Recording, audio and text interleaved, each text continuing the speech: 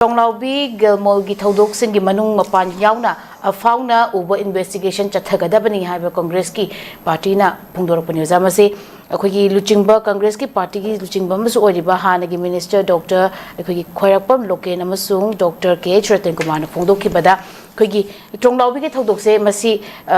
ꯊꯣꯛꯈ꯭ꯔꯕ ꯃꯇꯨꯡꯗ ꯁꯤ.ꯑꯥꯔ.ꯄꯤ.ꯑꯦꯐꯀꯤ ꯄꯣꯁꯇ ꯈꯣꯏꯁꯥꯎꯅꯔꯕ ꯃꯤꯌꯥꯝꯅ ꯊꯣꯝꯖꯤꯜꯂꯛꯇ꯭ꯔꯤꯉꯩ ꯑꯩꯈꯣꯏꯒꯤ स्टेट डिस्ट्रिक्ट एडमिनिस्ट्रेशन चेक्सिन थौरांग लौखꯠꯍꯧꯗ꯭ꯔꯤꯕꯁꯦ ꯀꯔꯤꯒꯤꯅꯣ ꯍꯥꯏꯕꯁꯤ ꯃꯁꯤ ꯊꯣꯛꯀꯗꯧꯔꯦ ꯊꯧꯗꯣꯛꯁꯤꯗꯤ ꯊꯣꯛꯑꯕꯅꯤ ꯑꯗꯨꯕꯨ ꯃꯁꯤꯗ ꯂꯥꯛꯁꯜꯍꯧꯗ꯭ꯔꯤꯕꯁꯦ ꯀꯔꯤꯒꯤꯅꯣ ꯍꯥꯏꯕ ꯋꯥꯐꯝꯁꯤꯅꯤ ꯑꯍꯥꯟꯕ ꯑꯣꯏꯅ ꯑꯅꯤꯁꯨꯕꯗꯅ ꯑꯣꯖꯥ ꯑꯩꯈꯣꯏꯒꯤ ꯍꯧꯖꯤꯛꯁꯨ ꯀꯩꯅꯣ ꯇꯧꯅꯔꯤꯕ ꯑꯁꯤ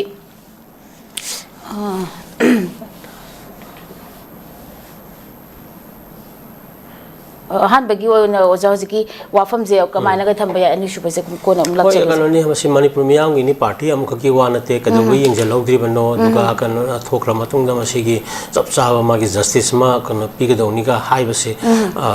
ꯃꯁꯤ ꯑꯗꯨꯝ ꯃꯤꯌꯥꯝꯒꯤ ꯑꯣꯏꯕ ꯋꯥꯐꯝꯅꯤꯀꯣ ꯑꯗꯨꯒ ꯇꯁꯦꯡꯅ ꯁ꯭ꯋꯥꯏꯁꯤꯗꯗꯤ ꯑꯩꯅ ꯊꯝꯅꯤꯡꯉꯤꯕꯁꯦ ꯁꯦꯀ꯭ꯌꯨꯔꯤꯇꯤ ꯐꯣꯔꯁꯦꯁ ꯃꯌꯥꯝꯁꯤꯡ ꯑꯁꯤ ꯑꯩꯈꯣꯏꯒꯤ ꯀꯩꯅꯣ ꯁꯤꯚꯤꯜ ꯀꯩꯅꯣ ꯄꯨꯂꯤꯁꯇꯁꯨ ꯃꯣꯏ ꯃꯇꯦꯡ ꯄꯥꯡꯅꯕꯕꯨꯗꯤ ꯂꯥꯛꯄꯅꯤ but in the interest of safeguarding the national boundary as well as the populations citizens of the nation niko aduna sigma mayam sing asida since May 3 2023 degi yamna trouble to state ama were unrest were akogi tangu leita da bo were anytime akoi misimna thokani thoktuna leiba habsima oire haina khanga kanda madugi dong particularly deploy to central forces ko mayam sing asina akogi kilometer amagi sang phaba ta jaga amada aduke madik tamthiba crime ama thon ba habse magi responsibility fix tawdabani haibani tawrakani di khalli adubu kan thajabadi wali akoi manipuri da lei half heartedness haiba tare political party oiro then kano oiro central authorities oiro then magi leiyo mayam singa sida ikoi se bar ki asengba citizen oina lawdaba third class ki makha hanta ba ko akoi gi gamkhai da leiba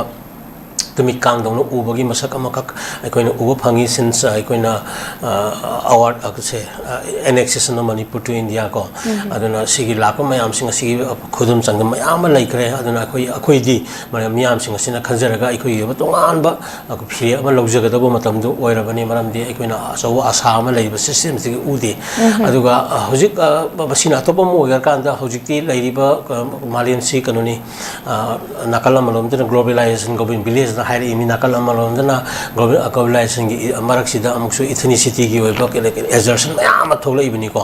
thola ibni gi saruk ama oinani hojik la iba pot asida thola pa haiba sida ikoina yengada ba posak sing asida ikoina oiroida ba oibam thokta ba oiba ya ba haiba mayam akoina malengi chanari ba universal laws na la ibani ko ana conventions and norms mayam la iba principles mayam asi la ibani aduna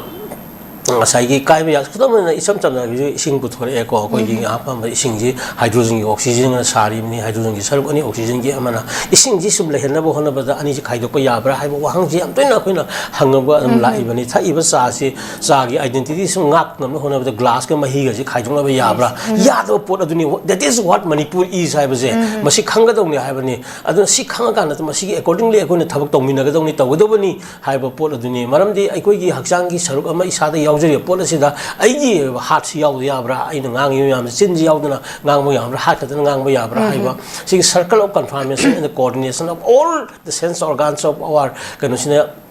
human body jina akoi oneness of akoi kanoji diversity ji to akoi yengi bani ana Manipur itself human body amani haibani akoi tung koina masi gi damak tani sei lisam jina ipai puna akoi gi masi ngak na thambiram mi se aduna within this akoi tongan ba furu mayam singa sina magi mating leina hingjaba ko magi discrimination laitaba hojikti wol mayam singa sita sinati yamna oiba kanogi khoi majority ori ba maitai gi ora chawini karigi masaki history legre hogibna hogre hojik la iba pota ko yena dole sing da su singi leader sing asina adugi mating resian kanu oiba yamna magi ethnocide oiba duga political entrepreneurs kan haidina masagi tanjan का हेना कन politics की Ming तांजन ma'am सिंग चिंग थोलप leadership ma'am Singh चिंगी प्रजा ma'am की कनो खुदों चाव सिंग मटल कांद मकोइना अमुकसु बैठे मतरगा valley की अतोप जाति तैसल कांद वोट बैंक ओइना सिनरी सिंग मैम से एवेयर ओइना को होनमिनबगी अम कलेक्टिव ओइबा कनो अवेयरनेस संगबनी सिंग मैम से येंगा कांद अकोइना सिगी मैम से खंगना अकोइना लीडरशिप की रोल अम लौब संगी अदना हौजिक्ति अकोइना मांगसु हाइग्रे कॉन्स्टिट्यूशन गारंटी जी मैम फजना संग कनो मणिपुर थमनब होनबदा अकनब इहो CSO जिंगी देन एवरी कनो खुदिंग की संगनिंगी मरमदी काइदो मणिपुर अमगी मनुंगदा अकोगी यानदब फुदिबक से सेटल तौगदबनी हाइबमा अदना मणिपुर काइ हिम मतम तना फुर खुदिंग की मागी तुंगम चत अमत लेते अदना कुसाइ साइ अखोय मसिंग हता जेनोसाइडिन वार अमक अखोयना थो कांदा अखोयना लेगनी तौबददी अइना मखाताना लिन हाइनिंग इबसे होजिक कननि अखोयगी ओरिबा कन ह्यूमन राइट्स की लेरिबल अदगी तोमा तोमा मागी बॉडी सिंग कंसर्न ओइबा ह्यूमन राइट एक्टिविस्ट सिंग हाइरो मकोय सिंग असिना कन डॉक्यूमेंट आइदि इंफॉर्मेशन एज नि 21st सेंचुरी से इंफॉर्मेशन एज द डॉक्यूमेंटेशन तौदबा खुनाइदो असिंग असीब खुनाइ अमगा सब मानै हिंबगी कन मागी तुंगलम चसु लेते हारिबनी अदुना सिंस मे 3 दगी ngasi bo थोलैबा मागी जेनोसाइड कैरेक्टरिस्टिक्स मैम सिंग से वेल डॉक्यूमेंट तौदबनी अदुगा मागी इवन कन रवांडा दगा थोकिबा ट्राइबल इन को अदगी इवन युगोस्लाविया दगा थोइखि युगोस्लाविया दगा थोकिबा ट्रायन दा नोमदी अखोसी की जेनोसाइड तरिबा टेररिस्ट मैम सिंग से और वर्ल्ड की डॉक्टर को इंटरनेशनल क्रिमिनल कोर्ट की डॉक्टर लापगी उथोपा याम अदम सोजन लाकने खाली क्राइम आबसी कननि तबु याव तमथिक रबा ngang सिंग हाकिबा खोकिबगी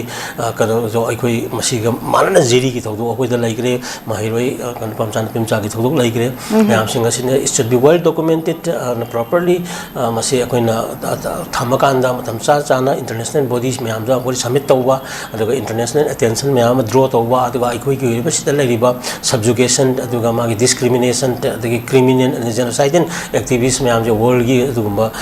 मालेंगी थाकता को मसे इनलिस्ट तौबा संगी मसी दमुक्ता वेल डॉक्यूमेंटेशन निथिजना मसी इसन नियम चुमना हयेंग लीगल फ्रेमवर्क अमदा संगप यानाबगी कनु कांदा होजिक टेररिस्ट मैम सिंग से कोई बुक तौब संगी अदना सी मैम से यंग कांदा पुनम सी कलेक्टिवली यंग कांदा कोन जस्टिस हाइबदु लाकदोरी बनी अदुना कनु सिगी अकॉर्डिंगली अकोइदा सेक्शन कोदि मकी मैम सिंग अटेंशन पिमिना से अदुना अमुकसु अमु हाइरी मबसु नाना हाइग्रे सी मगिदि अमुकसु थोलकदोरी को अमुकसु हयेंग जु मरमदि मोइदि मरम लैते सी थो कांदा मखोगी कनु की डिमांड कनु का सेपरेट एडमिनिस्ट्रेशन सिंग मरम चा डिमांड से मसी लो अदगी आइन की मखादा मोइ तानबगी उपाय लेतबनीना मखोगी बफर जोन हिमिनबा हाईवे चटप याहंदबा अदुगा कनो मिशन याम हाट पखोर पतरो मखोगी इशूजे हिंगनबगी लंबी खतनी ngasi hayeng horen ju hasa hori tanja sa ga na tawrakani aduga mogi issues pokona langai accord masi sarana akoina kari treatment tawgudagi government kari response lawgudagi miyam collective right kari responsibility kari lawgudagi haibado amadudi khanabagi matamni ana loge